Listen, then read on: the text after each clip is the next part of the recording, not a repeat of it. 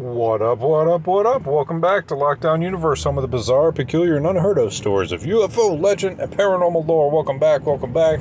Happy to be back. Hopefully you guys are doing awesome and taking care of yourselves. So today we're going to talk about the pyramids that are not only ships, but the Egyptian pyramids and the pyramidal structure of many alien ships, including pyramids just being part of our nature and natural existence. So the reason I bring this up is because I was just listening to a podcast about, or actually a Gaia story about pyramids and the fact that there is an Alaskan black pyramid that has been visited by some higher ups in our government, shall we say, and have come back to tell the tale. Now, when they went into this pyramid, it was a huge black, like obelisk type, huge. Well, obelisks are kind of tall cylindrical structures. So I shouldn't say obelisk. I should say what's the black stone? Obsidian. That's what I'm thinking of, like a shiny obsidian pyramid that had symbols all over it that looked exactly like Egyptian symbols. And when individuals would walk in, it was kind of like walking into the I don't know, your grocery store, into Walmart or whatever. The doors just opened up in front of you. Now these doors were 10 to 12 feet tall, sometimes 15 feet tall, and they just opened up as soon as you walked in. They had sensors. Wow. Don't tell me that we got our sensors for opening up our grocery store doors from alien ships now, but that's what they have. And when they go into these ships, they see that they're lit from within, but no central light source, almost like the entire ship is lighting up from its walls and its floors and its ceiling. That's how amazing these things are. So why do I bring it up? Because I don't think that the Egyptian pyramids were built by the Egyptians. You can tell me all day long that you have all this proof that they did it, and humans could do it back then, and yeah, you have Billy Joe Bob that can show you that he can lift these stones and move these stones. But let me ask you a question.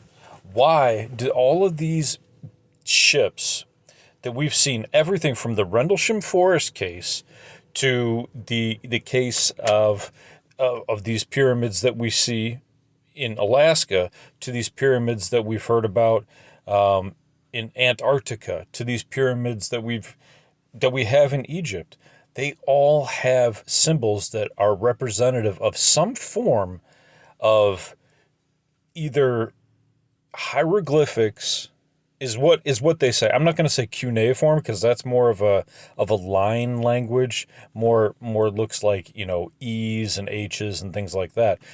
The hieroglyphics are more of a pictographic language. They show people. They show symbols. They show sometimes owls. Right in the case of the Egyptians. The question is, why would hieroglyphics be present in Egypt and also in this Alaskan pyramid and also in the Rendlesham Forest case? There were what appeared to be hieroglyphic symbols which Bill Pendleton wrote down. And so we have all of these very nicely fitted pieces of information all fitting together in one piece. Okay, and the nice thing is pyramids, they're not natural.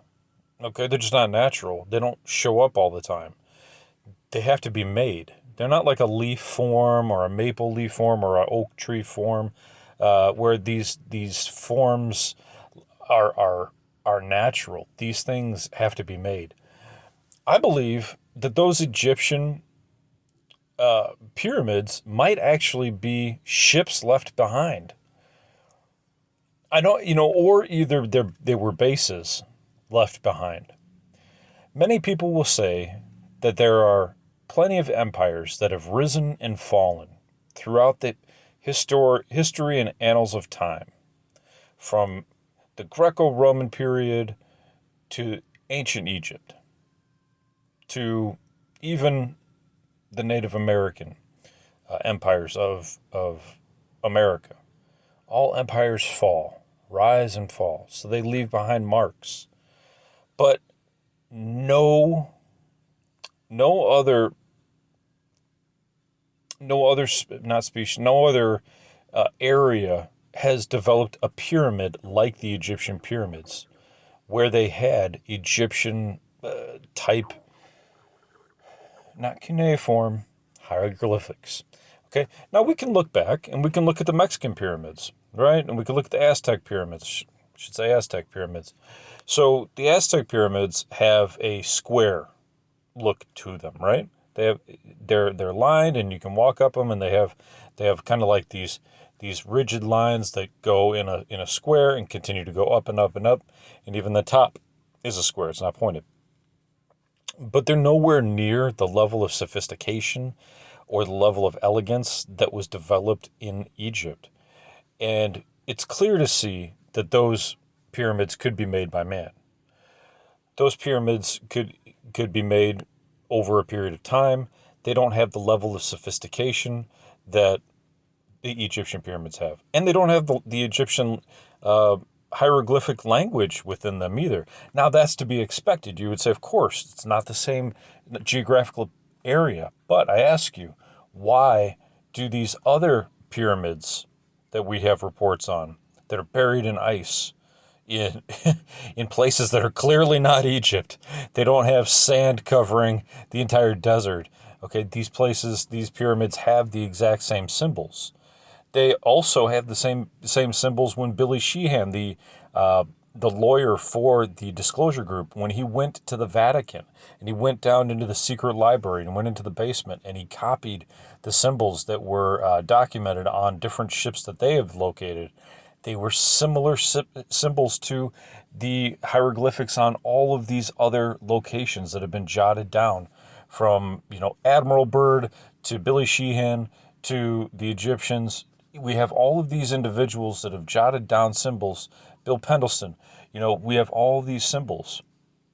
And yet people still believe that we built these things.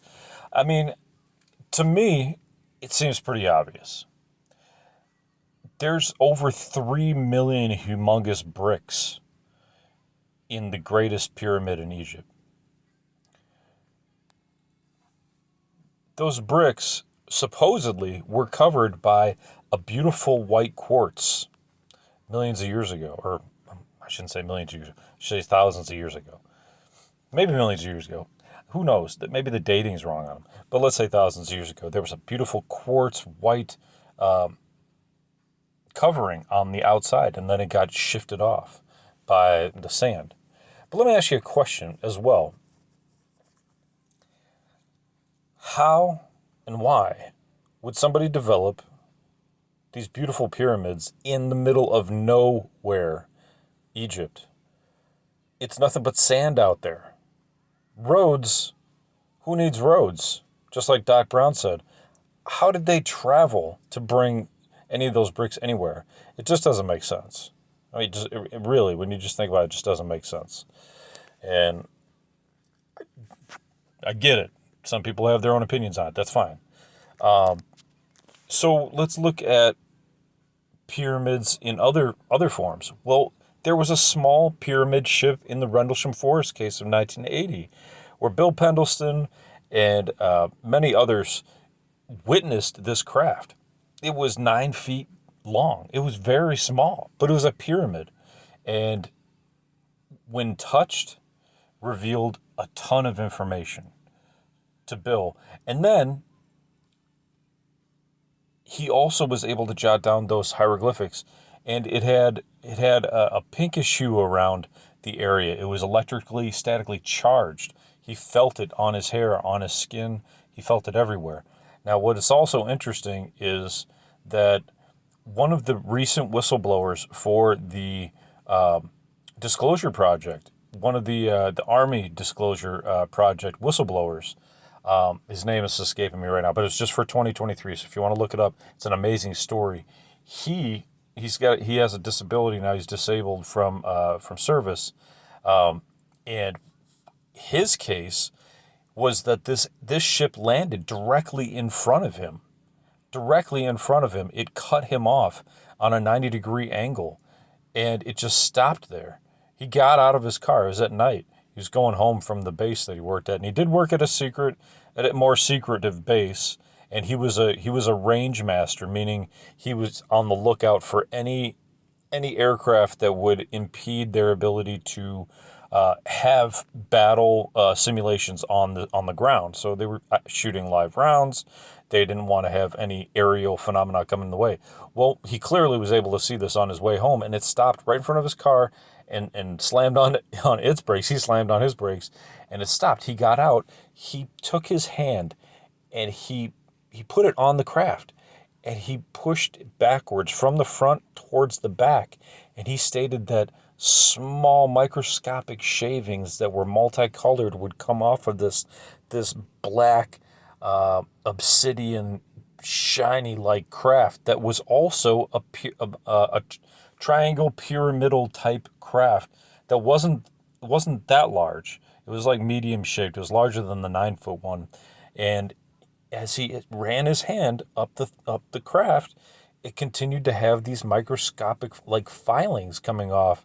And I found that so fascinating that just his hand would have these like little filings come off, and he would see them on his hand almost as if it was allowing him to interact with it. And he did state that he had certain feelings with it. He stated that he was able to gather some sort of information from it. I'd have to pull back that information again, but the point is that we're talking about pyramid structures, and clearly so many alien ships or non-human intelligence ships. God, don't we? Isn't it ridiculous that we have to update our language on already established language? Alien ships, non-human intelligence ships, are very much pyramidal in shape. Now, have we copied that? Of course. We have the TR-3B that we utilize, and it has anti-gravity technology, and it's silent, and people utilize it all the time. And people confuse it all the time with alien craft. That's okay. But we have other craft that are similar to it, like the B stealth bomber, triangular in shape, right? So people confuse these a lot with the pyramidal shape. Now, what is also really interesting is in China, which we don't get a lot of information out of China because China is a communist government. They don't let a lot of information out about the country. It's a state-run facility that the newspapers come out of. The only people that can really report out of that area are the Epoch Times. It's EPOCH if you want to check it out. They have some reporters on the ground, but they also had their business set ablaze and on fire, and they had it on camera. Especially during COVID, they didn't want any information getting out, and they basically immolated that place. They set it on fire. Now, China's got pyramid on top of pyramid, so it looks like a diamond type craft that we're seeing now more and more frequently, and it's getting on camera more and more frequently too. I believe they're seeing them a bit down in South America and in Australia as well. Why would they need more than a pyramid other than for extra space? But isn't it interesting that these different species would have, hey, I've got a pyramid. Wait, no, let's put two pyramids together, one on top of the other, or, with butt to butt, so that it's a diamond, right? And these craft just hover in the air and they don't move at all, and then they just disappear as though they just went into another dimension. So I want people to think about this rationally and logically. If we have all of these pieces of evidence coming together, then we have to think of Egypt and in really doing the research in Egypt and looking at, what do these symbols really mean? Were they carved by humans? Were the statues carved by humans? I believe the statues could be carved by humans easily. Because, we can do that with, like, Mount Rushmore. We've carved faces here in the United States. They could probably carve those statues as well. But as far as the pyramids go, I just think that would be pretty difficult to do. Could it have been aliens that cut those statues too? Sure. But the language and the stories that were told within the Egyptian pyramids really need to be explored even more. And I mean, they're just so fascinating.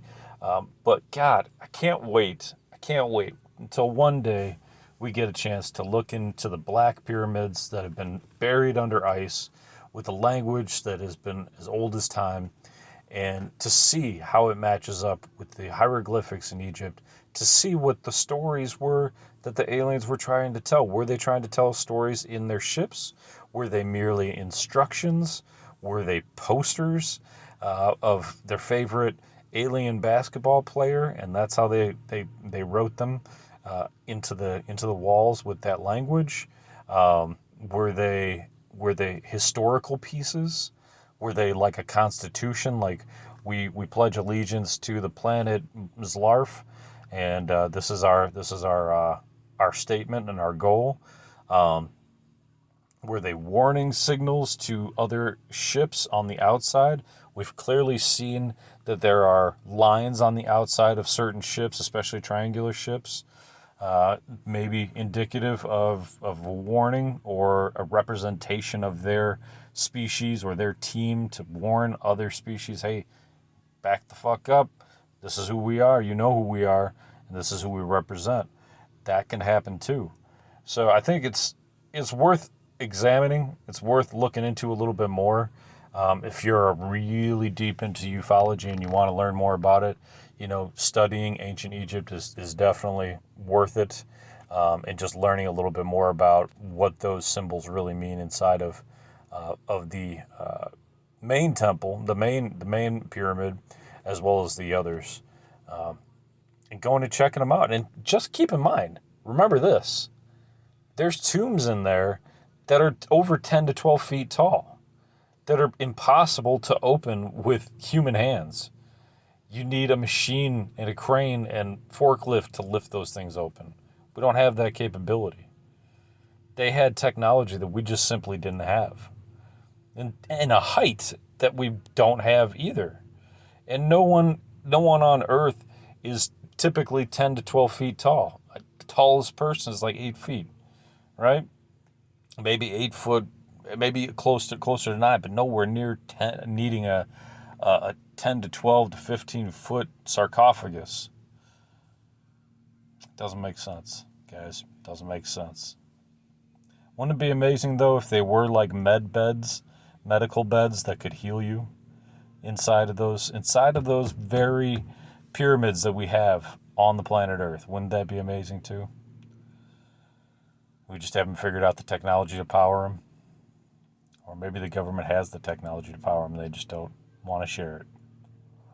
They actually have a power source that's in the Vatican that's just it's a sheet. It's like a 2x2 sheet, and it's been lit up for years. And every time somebody touches it, it lights back up again.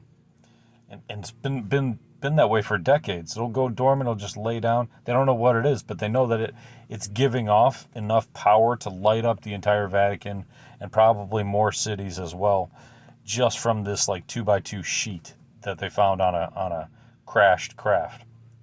So just think about that for a second. Think about the sheer amount of power that's going on that they have hidden from us in the Vatican. Speaking of the Vatican, we'll be talking about that in the next podcast too.